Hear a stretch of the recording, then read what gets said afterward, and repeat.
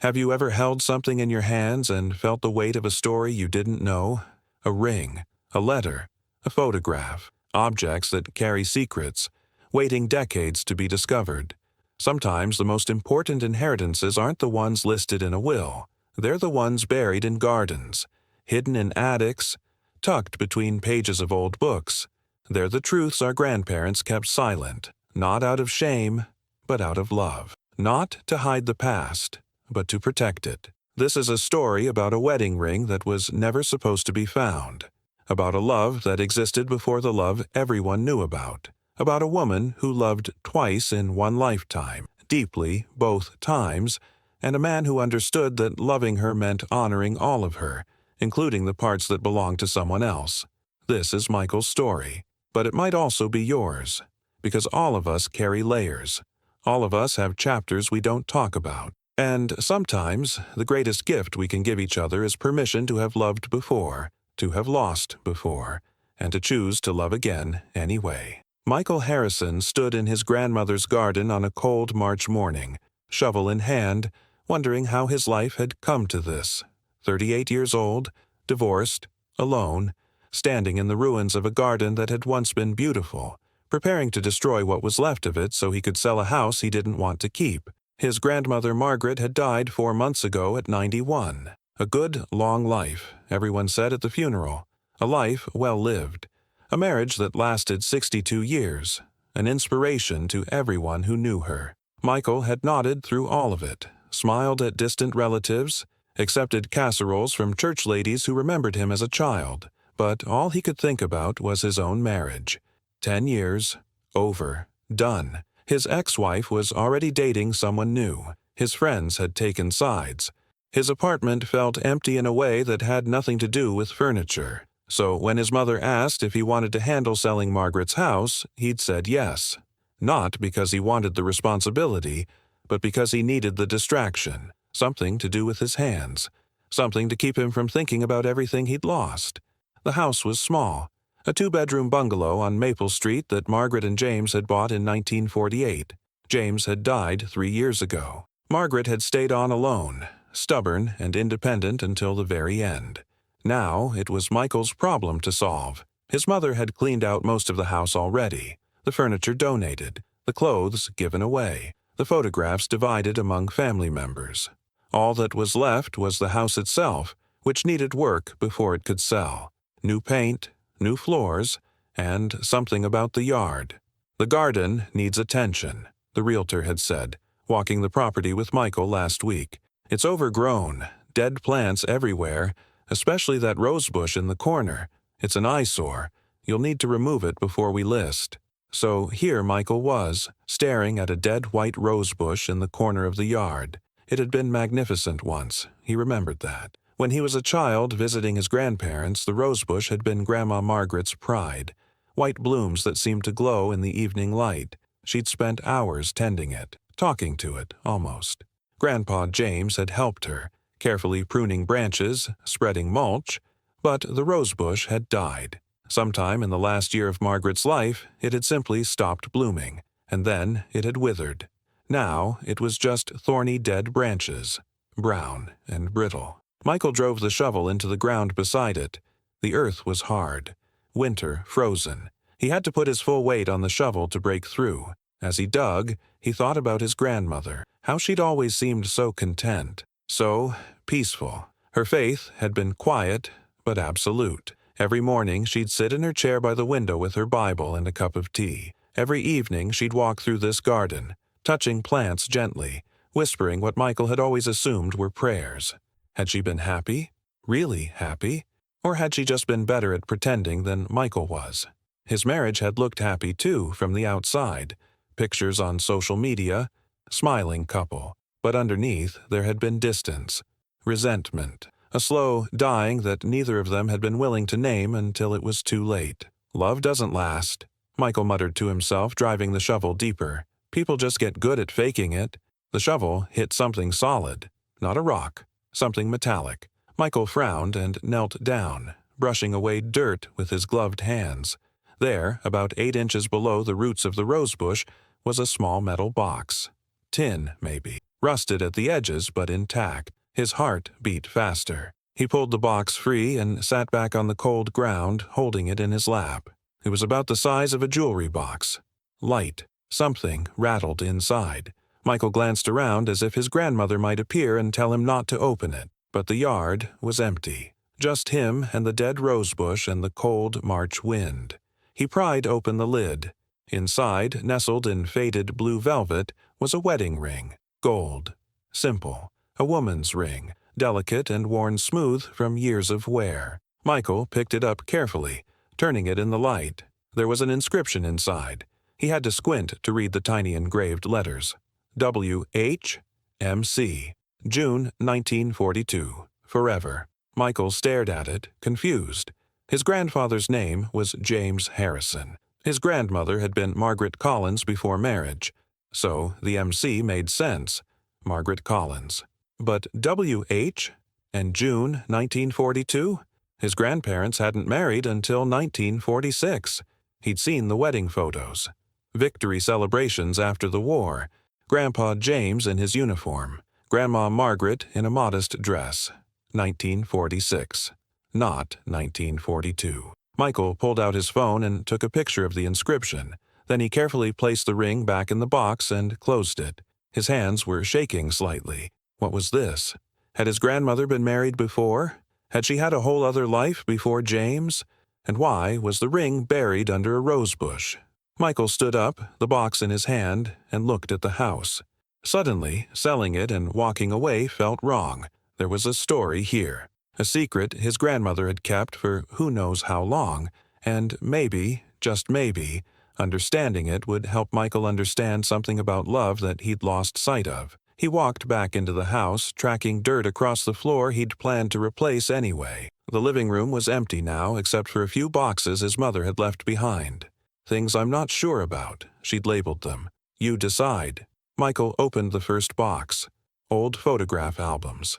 He flipped through them quickly. Pictures of his grandparents through the decades. The 1950s, the 1960s, growing older together, always holding hands, always smiling. But nothing from before 1946. Nothing from the war years. The second box held papers, tax documents, old bills, medical records, and at the bottom, a small leather journal. Margaret's handwriting on the cover. Private. 1943-1950. Michael's breath caught. 1943. The year after the ring was inscribed.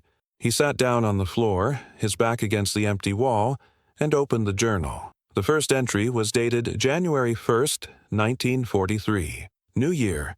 William has been gone for 6 months.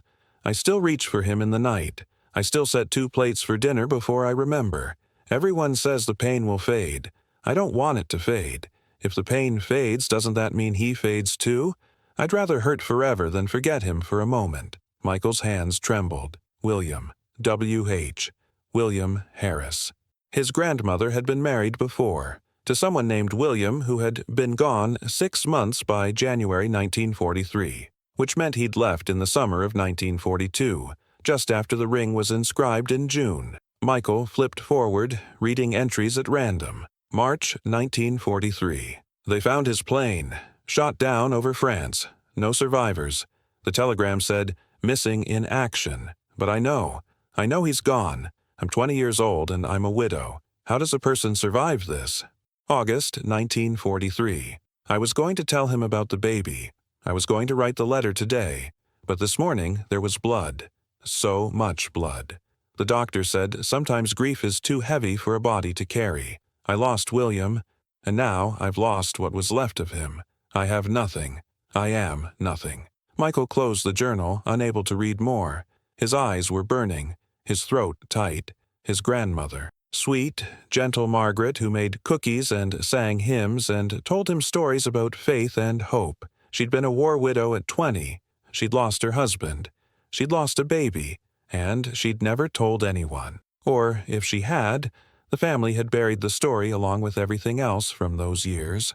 Michael looked at the wedding ring in the box beside him. This was William's ring, the ring he'd given Margaret in June 1942, probably right before he left for war, the ring she'd worn for 14 months before William was killed.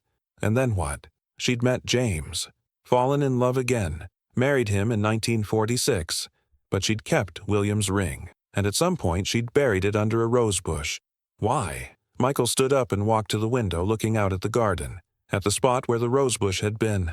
The rosebush his grandparents had tended together for 60 years. Had James known? Had he known about William? About the first marriage? The first love? Michael needed answers.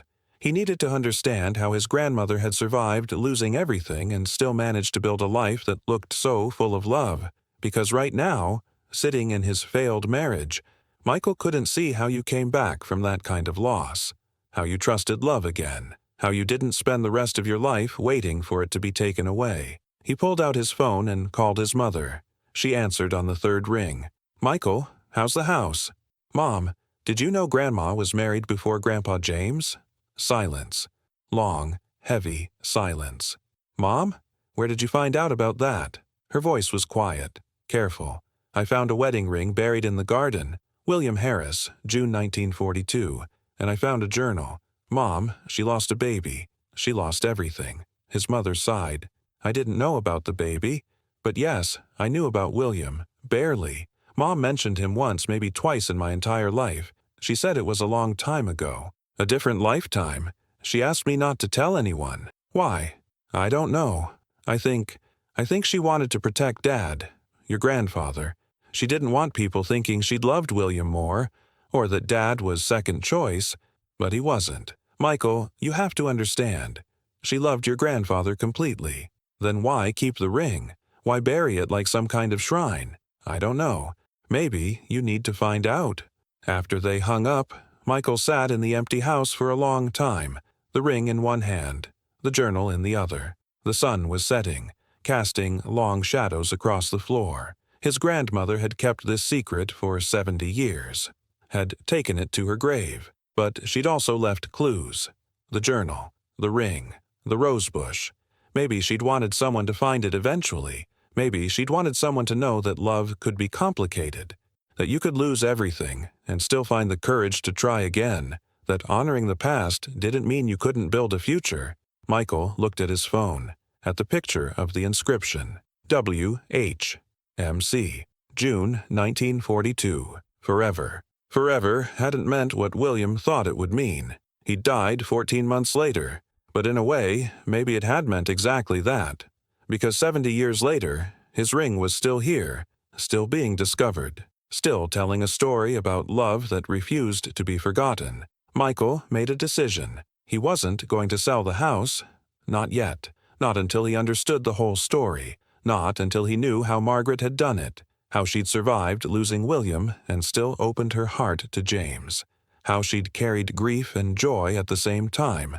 Because Michael needed to know if it was possible. If you could fail at love and still have the courage to try again. If brokenness could be the beginning of something new instead of just the end of something old. He carefully placed the ring back in its box and set it on the windowsill. Then he picked up the journal and began reading from the beginning. Every entry, every prayer, every moment of Margaret's grief and gradual healing. And as the evening turned to night, as the empty house grew dark around him, Michael began to see it. The shape of a love that lived in layers. A woman who'd loved twice in one lifetime, and two men who'd both loved her completely. One taken by war, one given by grace. The story wasn't over. It was just beginning, and Michael was going to follow it wherever it led, because maybe, just maybe, buried somewhere in his grandmother's past was the answer to his own future. Some inheritances aren't about money. They're about wisdom. About learning from the people who survived what you're going through, about understanding that broken doesn't mean finished. Michael looked out at the dark garden one more time. Tomorrow he'd start digging, not to remove the rosebush, but to understand why it had been planted there in the first place. And maybe in the process, he'd learn how to plant something new in his own life. Michael didn't sleep that night. He sat in his grandmother's empty living room, reading her journal by the light of his phone, and watched 70 years of grief and healing unfold in careful handwriting. The entries from 1943 were raw, painful. Margaret wrote like someone trying to breathe underwater. Short sentences, fragments. the words of a 20-year-old woman whose world had collapsed. February 1943. I can't eat. Food tastes like dust. Mother keeps bringing me soup. I pour it down the sink when she leaves. What's the point of surviving if William isn't here? April 1943. I went to church today. First time since the telegram. Pastor Miller prayed for the fallen soldiers. I wanted to scream. William wasn't just a soldier. He was my husband. He was supposed to come home. God promised he hears prayers. Why didn't he hear mine? July 1943. I saw a plane today. Just a regular plane flying overhead, and for a moment I forgot. For one perfect moment, I thought it might be him, coming home. And then I remembered, and the grief hit me all over again, fresh as the day I got the telegram. But then, slowly, the entries began to change. Not happier, but different. Like someone learning to carry weight they couldn't put down. October 1943. Mrs. Patterson from church lost her son in the Pacific. I brought her flowers. She held my hand and we cried together. She said, "The world expects us to move on, but we don't move on. We just move forward, carrying them with us." I think she's right. January 1944. It's been a year since William left, a year since I last touched his face.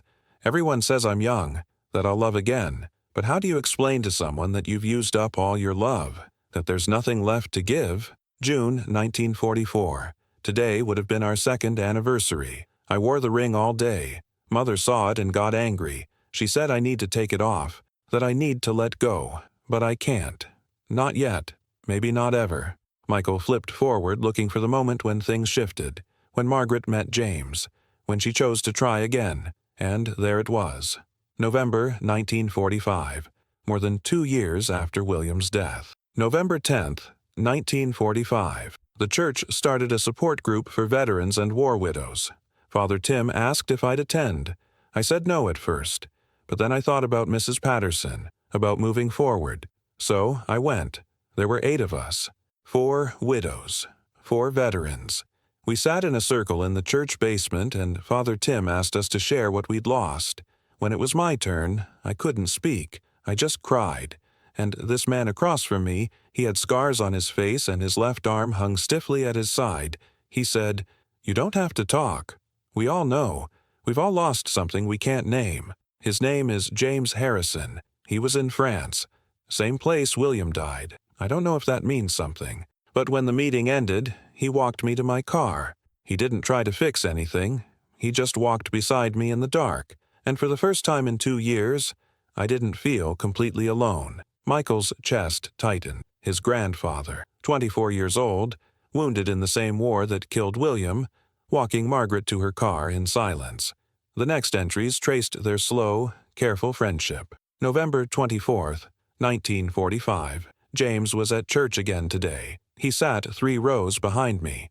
After the service, he asked if I was going to the support group meeting next week. I said yes. He said, "Good, I'll see you there." That was all. But I thought about it all day. December 8th, 1945. At the meeting tonight, James talked about the men he lost. His voice broke twice. After, I told him I understood, that William was shot down over France, that sometimes I wonder if they passed each other in the sky. If William's last moment and James's darkest moment happened in the same piece of sky, James looked at me with these sad, understanding eyes and said, "Then part of me was there when he died, and part of him is still here, in me, in every man who made it home carrying the memory of the ones who didn't." I cried. He didn't touch me, didn't try to comfort me, just let me cry. And somehow, that was exactly what I needed. January 17th, 1946. James asked me to have coffee after the meeting. Just coffee. Nothing more. We sat in the diner on Main Street and we talked for 3 hours. About the war, about loss, about how everyone expects you to be fine when you're not fine, when you'll never be fine again. He told me about the shrapnel in his shoulder, how it aches when it rains, how he can't raise his left arm above his head, how he feels broken. I told him about the baby. I've never told anyone, but I told him about the blood, about the doctor saying grief was too heavy for my body to carry, about losing William twice. He reached across the table and held my hand, and he said, "You're not broken, You're a survivor. There's a difference. I think I might love him. Not the way I loved William. Different. Quieter, but real." Michael wiped his eyes. He'd never known this about his grandfather. The shrapnel, the limited mobility. James had never complained. Never mentioned it. He'd just lived with it, the way Margaret had lived with her grief. They were both wounded, both carrying scars no one could see, and somehow they'd found each other. The entries continued through early 1946. March 3rd, 1946. "James kissed me tonight. We were walking after the support group meeting and he stopped under a streetlight and he said, 'I know you loved William. I know part of you always will, but I'm asking if there's room for me too, not to replace him, just to walk beside you.' I said yes, and he kissed me, and I cried because it felt like betraying William and choosing life at the same time. And James held me and he said, 'He would want you to live. I know he would, because that's what we wanted for the men we lost. We wanted them to matter, and they matter by us living fully.' I think he's right. I think William would want me to love again. I think he'd like James." May 20th, 1946. "James proposed today. He didn't get on one knee. He didn't have a ring. We were sitting on the bench in the park and he said, 'Margaret, I know I'm not whole. I know I can't give you the life you might have had, but I can give you honesty. I can give you faithfulness. I can give you a man who understands loss and won't ask you to pretend you don't carry it. Will you marry me?' I said yes. And then I told him about William's ring, about how I still have it, about how I can't throw it away. He said, 'I don't want you to. William was real. Your love for him was real, and I'm not threatened by a dead man, Margaret. I'm honored that you're willing to try again, that you're willing to let your heart be that brave. I love him. I love him so much. Not the same way I loved William, but completely.'" Michael set down the journal and stared at the ceiling. His grandfather had known about William from the beginning, had never asked Margaret to erase her past, had welcomed it, had made space for it. That's what Michael hadn't understood. He'd thought love was about being someone's everything, about being enough, but maybe love was actually about making room for all the parts of someone, even the parts that belonged to someone else. Michael picked up his phone and searched for marriage records. Riverside County, Illinois, 1942. It took 20 minutes, but he found it. William James Harris, 22, pilot, U.S. Army Air Forces. Margaret Ann Collins, 19, student. Married June 14, 1942. Witnesses: Catherine Collins, Robert Meyer. So it was real. They'd married 2 days after D-Day, probably in a rushed ceremony before William deployed. Margaret had been 19 years old, still a teenager, and 14 months later, she was a widow. Michael searched next for William's military record. It took longer, but he found it in a database of war casualties. First Lieutenant William J. Harris born, March 3, 1920, Pittsburgh, Pennsylvania. Died August 17, 1943, over occupied France aircraft P-51. Mustang status, shot down during escort mission, body not recovered. 23 years old, he'd been 23, just 5 years older than Margaret. Michael felt a strange grief for a man he'd never known, a man whose death had made Michael's existence possible, because if William had lived, Margaret never would have married James. Michael's mother never would have been born. Michael never would have existed. His life was built on William's death, and somehow that felt both terrible and sacred. Michael kept reading the journal. The entries from late 1946 were happier. Wedding plans. Margaret and James finding a small apartment, starting their life together. But then, in early 1947, Michael found the entry he'd been looking for. February 10, 1947. James and I talked tonight about William's ring. I told him I still don't know what to do with it. I can't wear it. But I can't throw it away either. It feels like throwing away proof that William existed. That we existed. James thought for a long time. Then he said, "What if we plant something? What if we take the ring and we bury it in the garden, and we plant a rose bush over it? Something beautiful that grows from the memory. That way, William isn't forgotten. He's just transformed. He becomes part of something that lives." I cried, because it was perfect, because it honored William and our future at the same time. March 1, 1947. We bought the house on Maple Street today. Our first home. It has a small yard. Perfect for a garden. James said we'll plant the rosebush first, before anything else, so William can be part of the foundation. April 12, 1947. Today we buried the ring. It's been 3 years and 8 months since William died. 3 years and 8 months of carrying him in my pocket, around my neck, in my jewelry box. James and I went to the garden this morning. We dug a hole in the corner where the morning sun hits first. I placed William's ring in a small tin box and I held it for a long time. I said, "William, you told me to live. In your last letter, you told me not to carry you as weight but as wings. I'm trying. James is a good man. You would like him. He's kind and broken and brave, just like you were. I'm burying this ring not to forget you, but to let you rest. To let you be part of something that grows. I'll always love you, but I'm choosing to love James too, and I think you'd understand that. I think you'd want that." James read from Ecclesiastes. "To everything there is a season, a time to plant and a time to uproot, a time to weep and a time to laugh, a time to mourn and a time to dance." Then we planted the rose bush, white roses, for purity, for peace, for new beginnings built on old foundations. James said, "Every time we tend this bush, we'll remember William, we'll honor what you had, and we'll be grateful that his loss led you to me. I think I can finally breathe." Michael closed the journal, tears streaming down his face. They'd planted the rose bush together, over William's ring, not to hide him, but to transform the grief into something beautiful, something living, and for 62 years, they'd tended it together. Every year, every season, watering and pruning and caring for the rose that grew from William's memory. That's why the rosebush had died when Margaret died. It wasn't just a plant. It was a living monument to the way she'd chosen to honor her past while building her future. Michael stood up and walked to the window. Dawn was breaking. He'd been up all night reading the story of his grandparents' love, a love that was more complex and more beautiful than he'd ever imagined. His phone buzzed. A text from his ex-wife. "Can you sign the papers this week? My lawyer needs them." Michael stared at the message. The divorce papers. The final end of his marriage.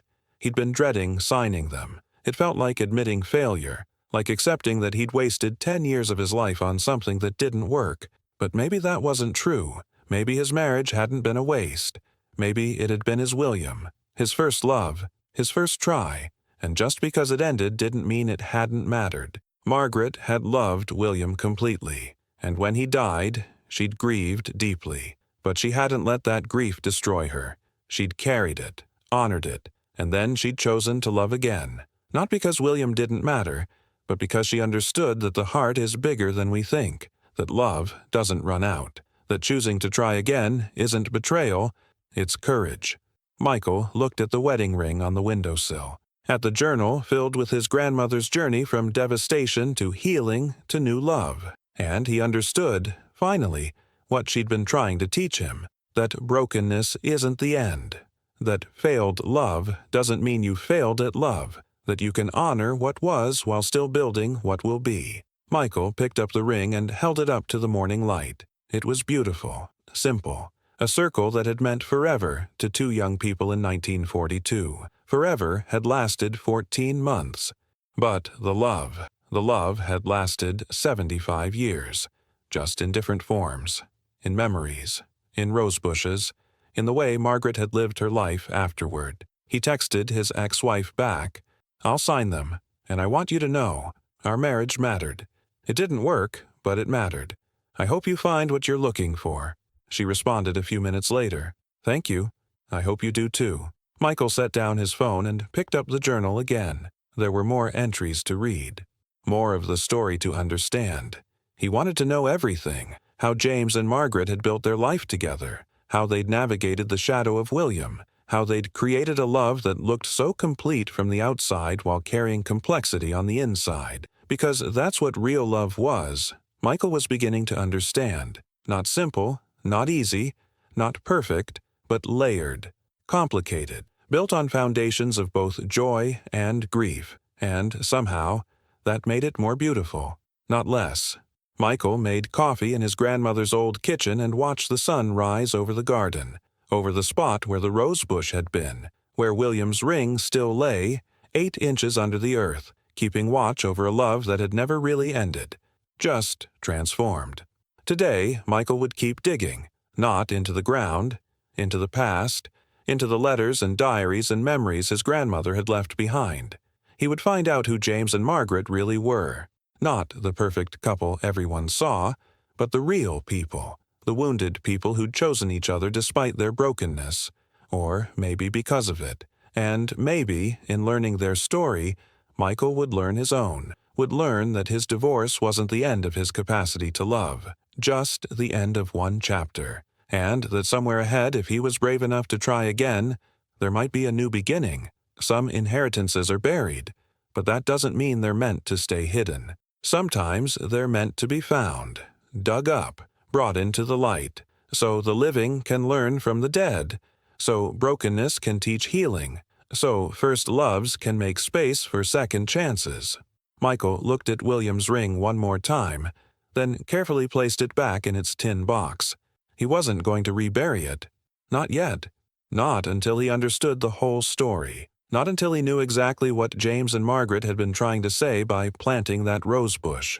But when he did rebury it, and he would, eventually, he'd plant something new over it, something that would grow and bloom and remind him that endings can become beginnings, that grief can become gardens, that love, real love, lives in layers.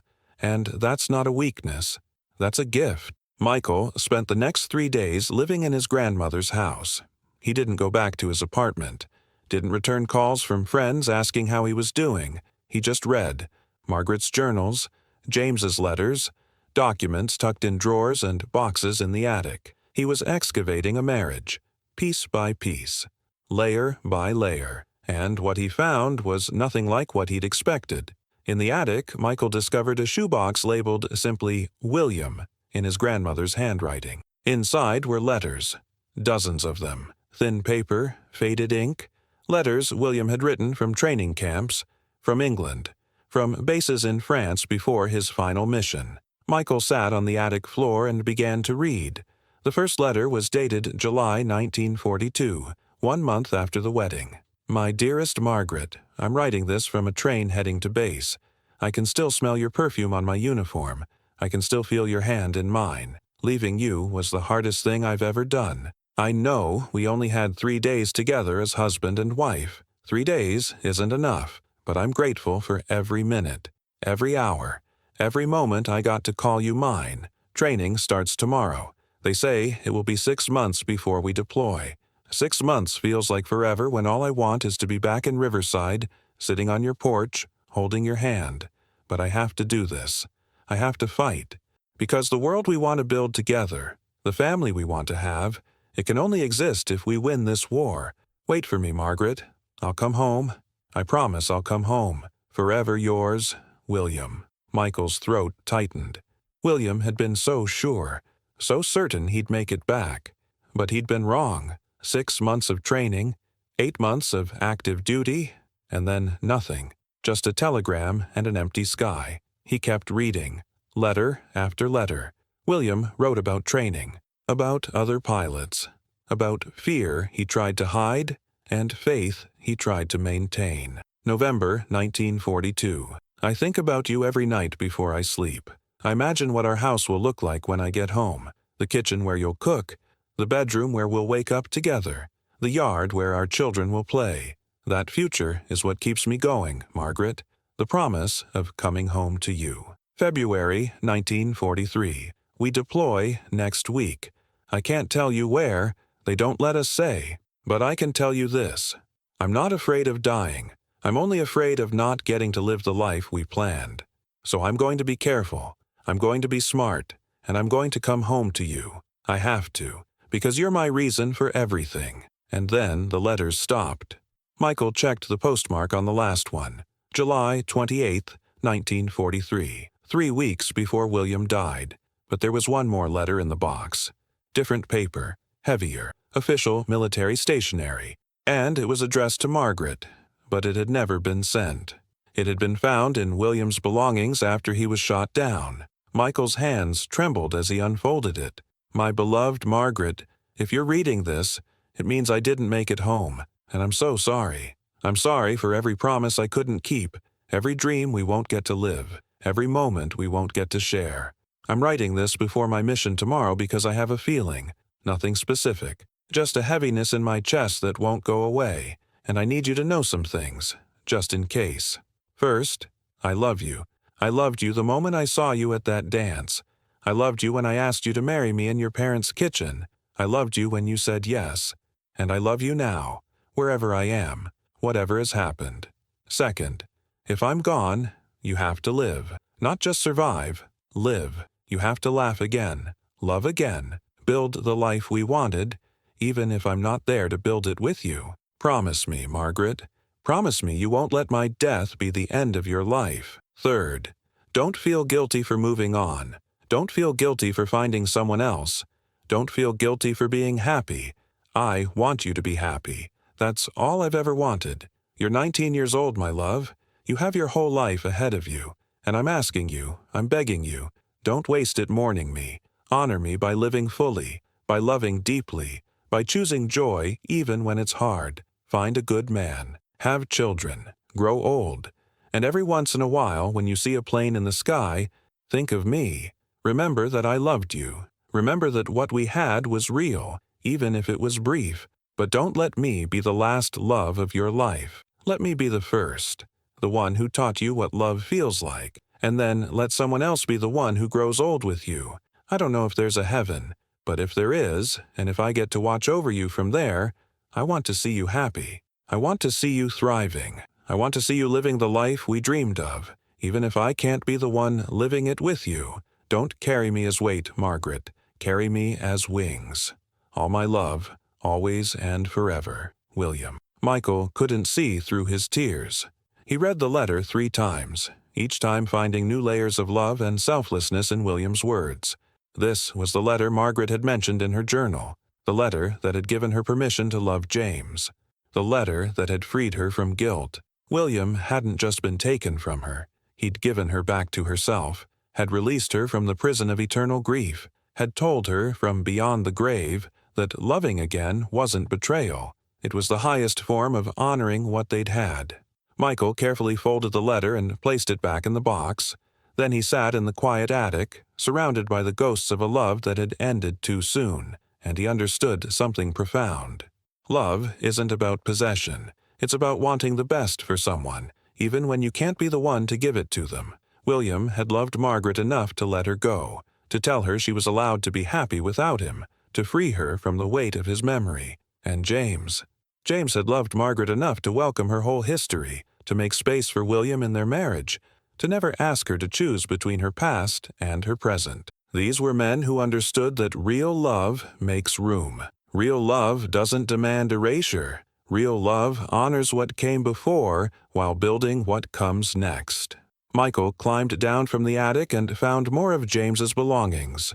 In the garage, in a filing cabinet, he found James's war journal. He'd kept it sporadically during his service and for a few years after returning home. Michael opened it to a random page. March 1946. I asked Margaret to marry me today. I've been working up the courage for weeks. Not because I doubted she'd say yes, but because I wanted to make sure I said it right. I told her I know she loved William. I told her I know part of her always will. And I meant it. I'm not threatened by a dead man. How could I be? He gave his life so people like Margaret and me could have a future. He was a hero, and she loved him. That's beautiful, not threatening. When she said yes, she cried, and she told me about the ring, about how she still has it, about how she doesn't know what to do with it. I understand her dilemma. She can't wear it. That would be disrespectful to what we're building. But she can't throw it away. That would be disrespectful to what she and William had. So I've been thinking, what if we plant it? What if we take that symbol of her first love and we transform it into something living? A rose bush, maybe. Something that blooms.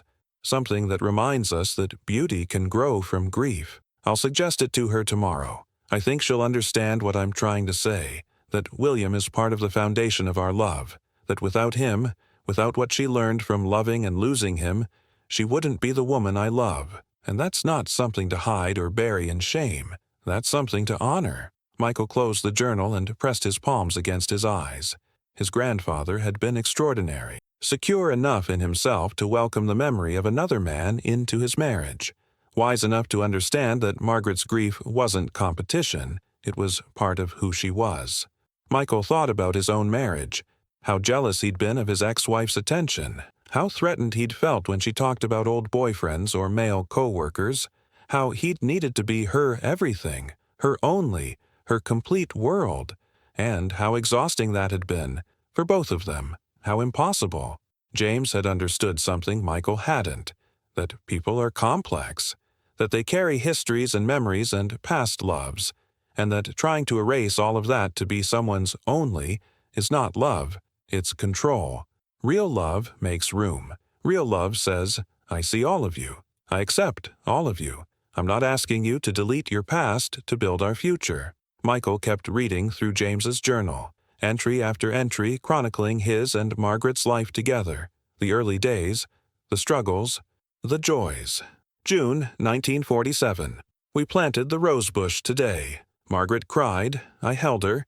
We stood there in our new garden, holding each other, and I felt William there too, not as a ghost, as a presence, as a blessing.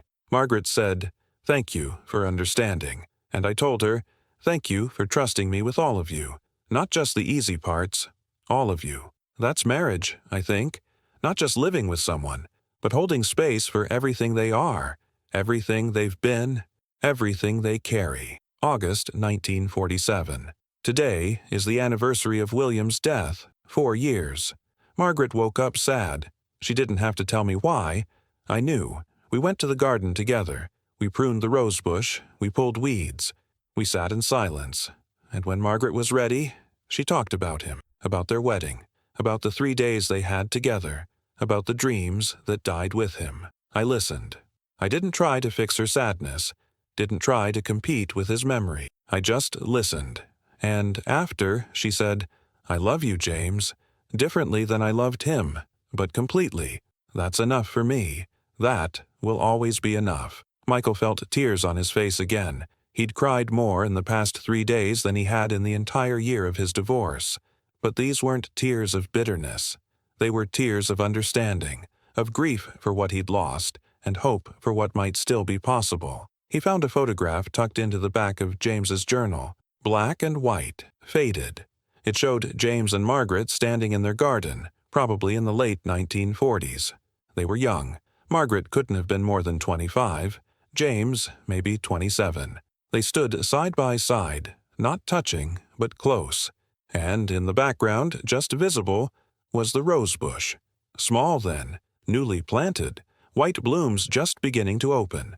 Michael turned the photograph over. In James's handwriting, our garden, our love, built on foundations we didn't lay, but grateful for them anyway. 1949. Michael set the photograph on the kitchen table and made himself dinner. Just pasta. Simple. But as he cooked in his grandmother's kitchen, in the house where she and James had built 62 years of marriage, he felt something shift inside him. His divorce wasn't the end of his story. It was just the end of a chapter. His ex-wife wasn't a failure or a mistake. She was his William, his first real love, his first real loss. And someday, when he was ready, there might be someone else. His James, the person who would understand that he came with history, with scars, with memories of a love that didn't work out, and that person wouldn't ask him to erase his past. They'd ask him to share it, to let it be part of the foundation, to plant something new from it. Michael ate his dinner slowly, thinking about his grandmother, about the woman who'd loved twice in one lifetime, who'd carried grief and joy simultaneously, who'd honored her first husband while building a beautiful marriage with her second. He thought about the rose bush, how she and James had tended it together for 62 years, how every time they pruned it or watered it or cut flowers from it, they were remembering William, not as an intrusion into their marriage but as a part of its foundation. That's what Michael had been missing. The understanding that love doesn't have to be possessive to be complete, that you can honor what was while building what is, that the past doesn't have to be erased to make room for the future. It can feed the future, nourish it, make it richer. After dinner, Michael went back to the garden, to the spot where the rosebush had been. The hole he'd dug was still there, partially filled with rain and debris. He knelt beside it and looked at the dark earth. William's ring was still down there, 8 inches below the surface, waiting, a symbol of a love that had lasted 14 months in life but 75 years in memory. Michael thought about digging it up, about holding it again, about feeling the weight of that history in his hands. But he didn't. Not yet, because he realized something. The ring wasn't meant to be retrieved. It was meant to be planted, to remain beneath the surface, feeding the roots of something beautiful. Margaret and James had understood that. They'd taken the symbol of Margaret's first love, and they'd transformed it. Not destroyed it, not hidden it away in shame, but transformed it into something living, something that bloomed every year, something that reminded them that grief can become gardens. Michael stood up and walked back to the house. Tomorrow he would go to a nursery.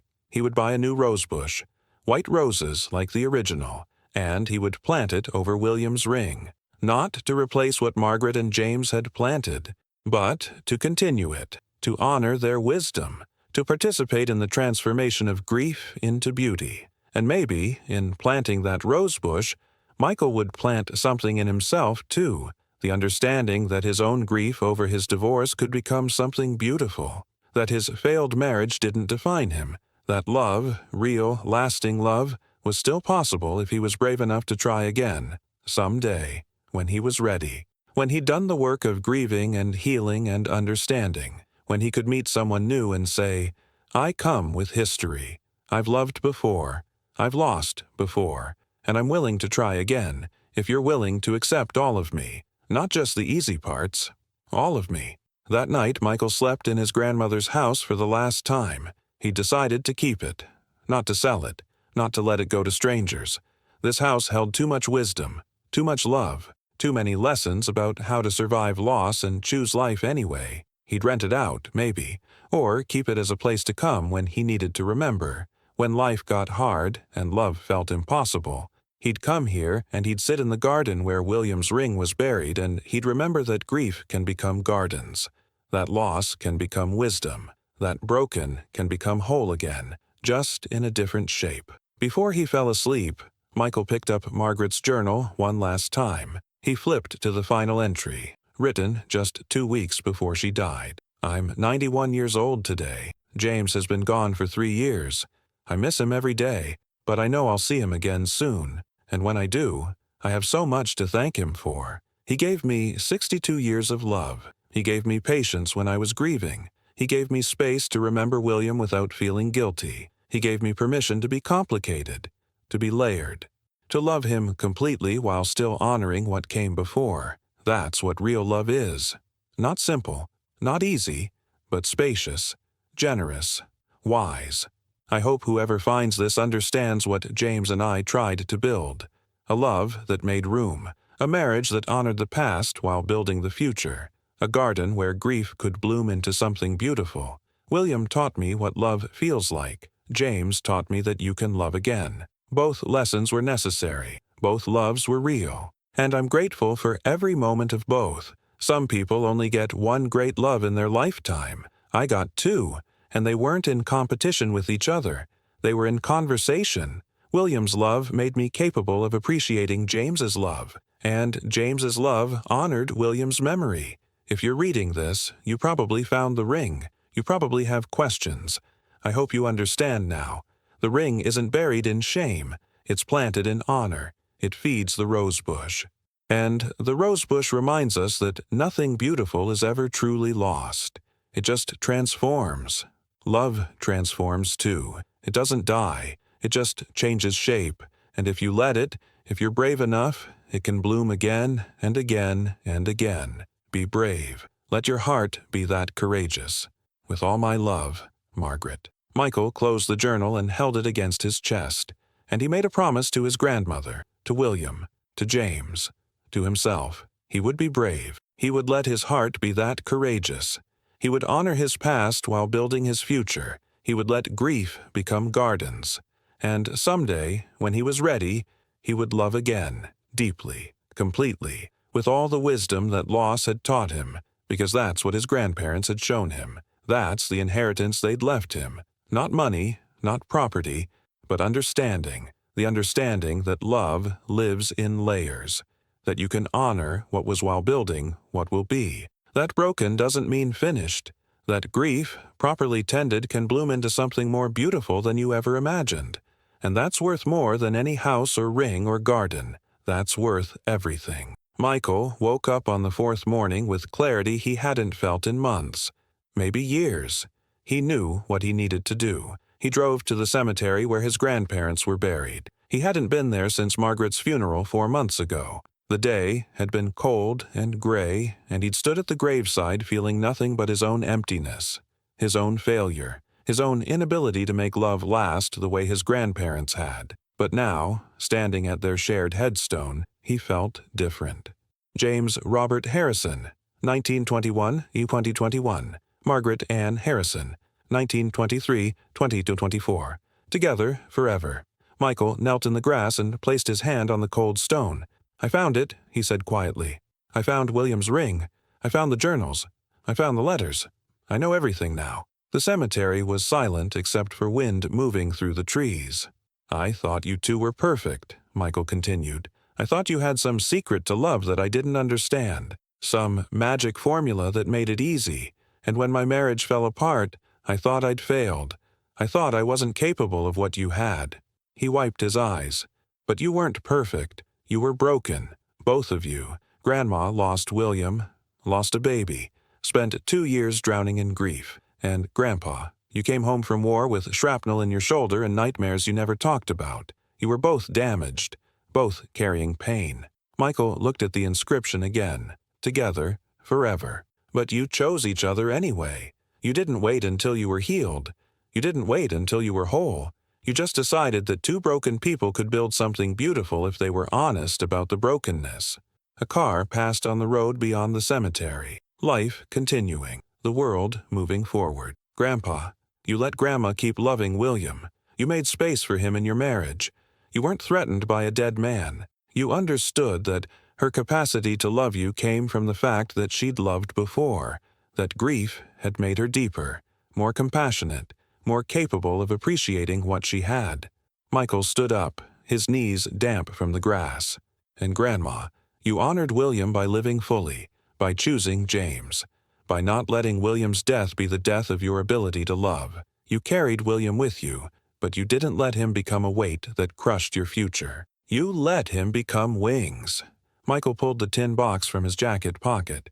He'd brought William's ring with him. He opened the box and looked at the simple gold band one more time. "I'm going to plant it again," he said, "just like you did. I'm going to put it back in the ground and plant a new rose bush over it, because you were right. Grief can become gardens. Loss can become beauty. Endings can become beginnings." He closed the box and held it against his chest. "I'm getting divorced. You probably know that already, wherever you are. And it hurts. It feels like failure. But I'm starting to understand that it's not failure. It's just my William, my first real love, my first real loss. And someday, maybe, I'll find my James. Someone who understands that I come with history, with scars, with memories of love that didn't work out." Michael looked at the sky, clear, blue, infinite. "And when I meet that person, I won't hide my past. I won't pretend my ex-wife never existed. I'll say what you said, Grandpa. I'll say, I've loved before, I've lost before, and I'm willing to try again, if you're willing to accept all of me." A bird landed on the headstone, looked at Michael, flew away. "Thank you," Michael said. "Thank you for not being perfect. Thank you for being real. Thank you for showing me that love doesn't have to be simple to be true, that it can be complicated and messy and layered and still be beautiful. Maybe more beautiful because of all that." He placed his hand on the headstone one more time. "I love you both, and I'm going to live the way you taught me, not by avoiding pain, but by transforming it, by planting roses over buried rings, by letting grief bloom into something that feeds the future." Michael walked back to his car, the tin box still in his hand. He drove to a nursery on the edge of town. An older woman greeted him at the entrance. "Can I help you find something?" "I need a white rose bush," Michael said. "The hardiest one you have. Something that will last." She led him to a section of roses. Dozens of varieties. Colors he couldn't name. But there, in the corner, was exactly what he was looking for. A white rose. Simple. Classic. Strong. "This one's called Iceberg," the woman said. "It's a floribunda. Very resilient. Blooms from spring until the first frost. If you take care of it, it'll outlive you." Michael smiled. That's the one. He bought the rose bush along with soil and fertilizer and gloves. Then he drove back to his grandmother's house, to the garden, to the spot where the original rosebush had been. The hole was still there, partially filled with rainwater. Michael knelt beside it and carefully drained the water, then began to dig deeper. 8 inches. 10 inches. Until he felt the tin box that held William's ring. He lifted it out, held it, and then he did something he hadn't planned. He opened it one last time. The ring gleamed in the afternoon sunlight. Simple. Timeless. A promise made 82 years ago by a young pilot who'd believed he would come home. "You mattered, William," Michael said. "You loved her completely in the time you had. And then you gave her permission to be happy without you. That's the most selfless thing I've ever heard. You didn't just die for your country. You died releasing the woman you loved to live fully, to love again, to not carry you as weight." Michael closed the box and placed it back in the hole. Then he added fresh soil, rich, dark earth, the foundation for something new. He carefully removed the rosebush from its container and positioned it over the buried ring, over William's memory, over the past that would feed the future. As he packed soil around the roots, Michael thought about everything he'd learned in the past 4 days. About love that lives in layers. About grief that becomes gardens. About the courage it takes to try again after loss. He thought about his ex-wife, about the 10 years they'd spent together, about how it hadn't worked, but it had mattered, how she would always be part of his story, how he didn't have to erase her to move forward, just honor what they'd had and plant something new from it. Michael watered the rosebush thoroughly, watching the water soak into the soil, feeding the roots, nourishing both the new plant and the old memory beneath it. "Okay, Grandma and Grandpa," he said quietly.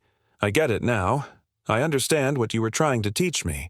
He stood up, brushing dirt from his knees, and looked at the newly planted rosebush.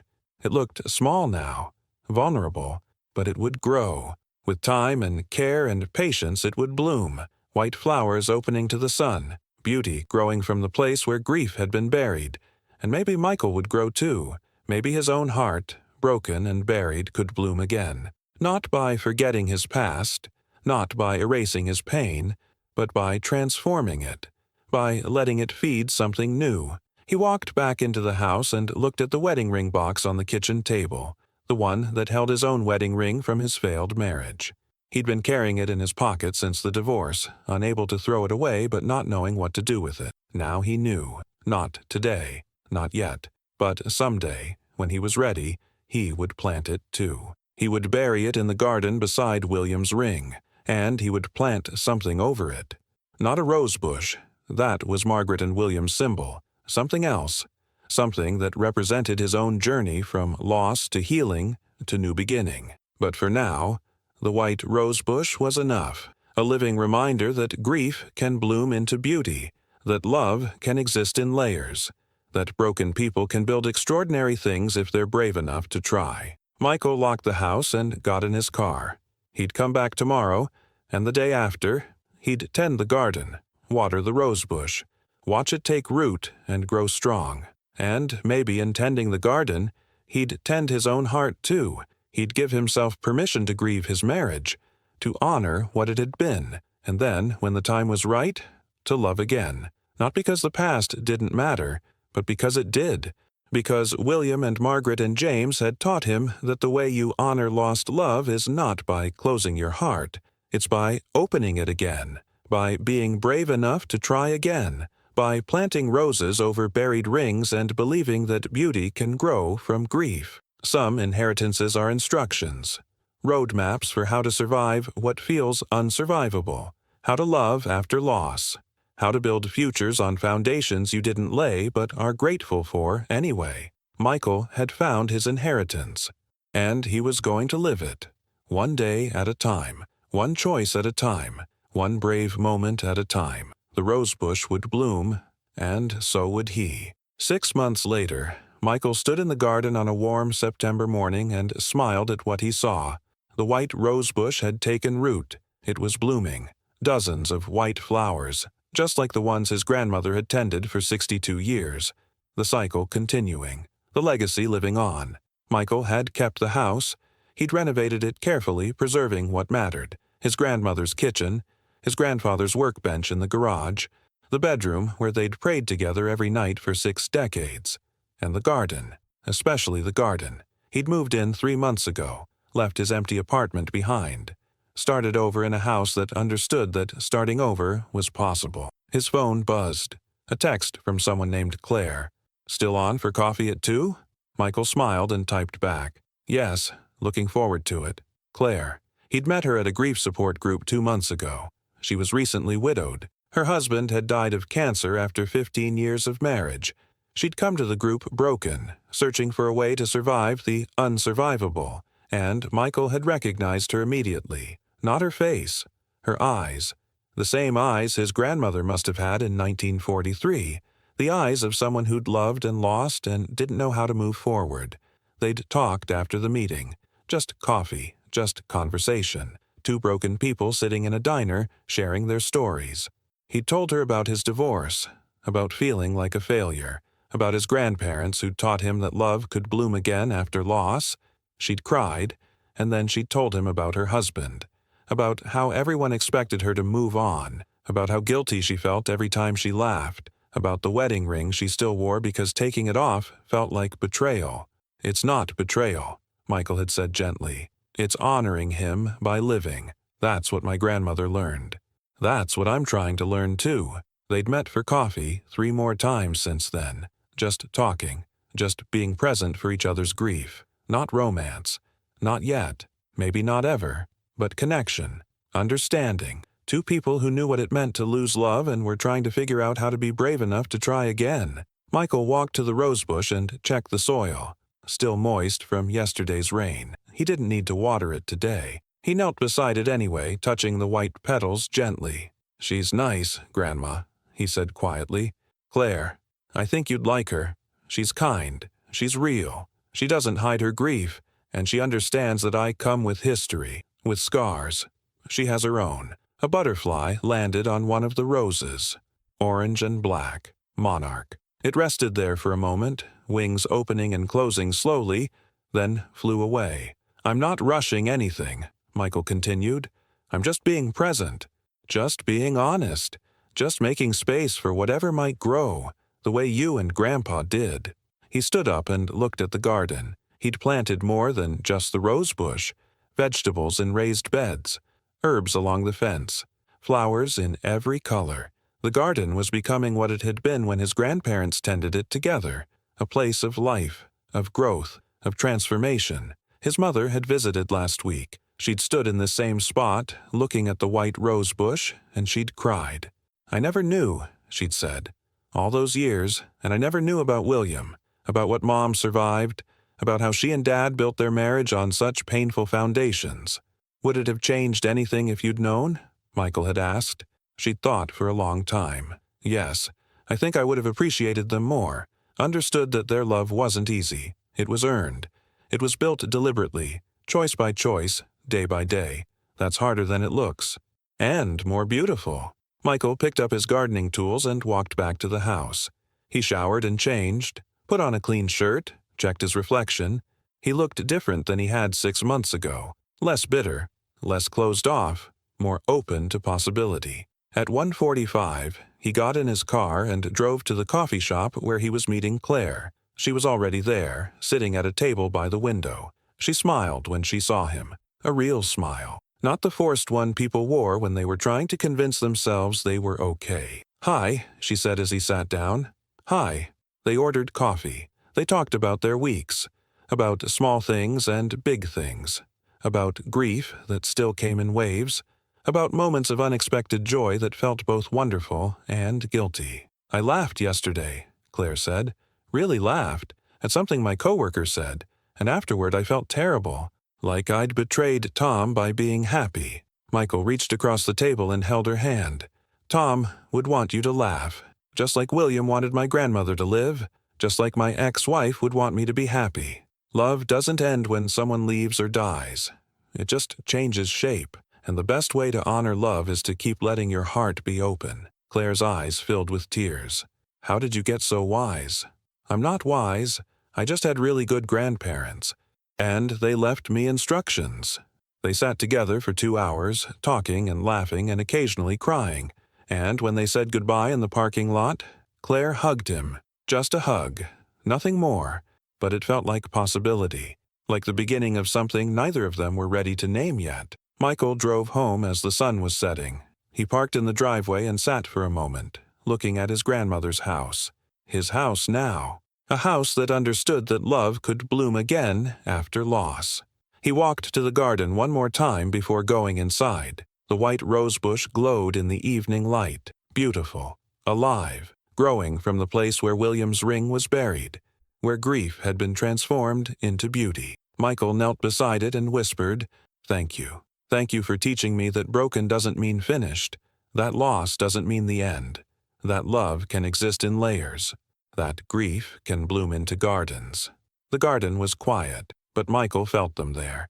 William and Margaret and James, 3 people who'd loved deeply and lost deeply and taught him that the only way through grief is forward, not by forgetting, not by erasing, but by transforming, by planting something new from the ashes of what was lost. Michael stood up and walked into the house.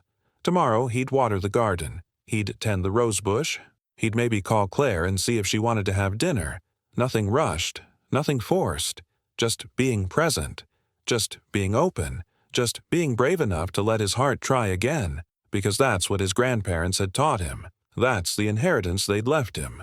Not money, not property, but wisdom, the understanding that love doesn't run out, that the heart is bigger than we think, that you can honor your past while building your future, and that the greatest act of love is not holding on, it's letting go, letting grief become gardens, letting endings become beginnings, letting buried rings feed blooming roses. So now I ask you, what rings have you buried? What grief are you carrying that could become a garden? What love have you lost that taught you how to love better? Your story doesn't end with loss. It transforms. It blooms. It becomes something new if you're brave enough to plant it. Think about the people who loved you and left, through death or divorce or distance. They're not wasted chapters, they're foundations. And you can build something beautiful on those foundations if you choose to. Who was your William? Your first love that taught you what love feels like? Honor them, remember them, and then let them become wings instead of weight. Who could be your James? The person who will love you not despite your history, but because of it. The one who will understand that you come with layers? Keep your heart open. They might be closer than you think. Michael found his inheritance buried in a garden. You might find yours somewhere else. In a letter, in a photograph, in a conversation with someone who understands loss. But wherever you find it, know this. You're allowed to love again. You're allowed to be happy. You're allowed to plant roses over buried rings and believe that beauty can grow from grief. Your grandparents, whoever they were, whatever they survived, they would want that for you. They would want you to live fully, to love deeply, to choose courage over fear. So be brave. Let your heart bloom again. Plant your garden, tend it carefully, and watch what grows. Because some inheritances aren't things. They're truths. And the truth is this. Love doesn't end. It just transforms. And if you let it, it will bloom again and again and again, forever.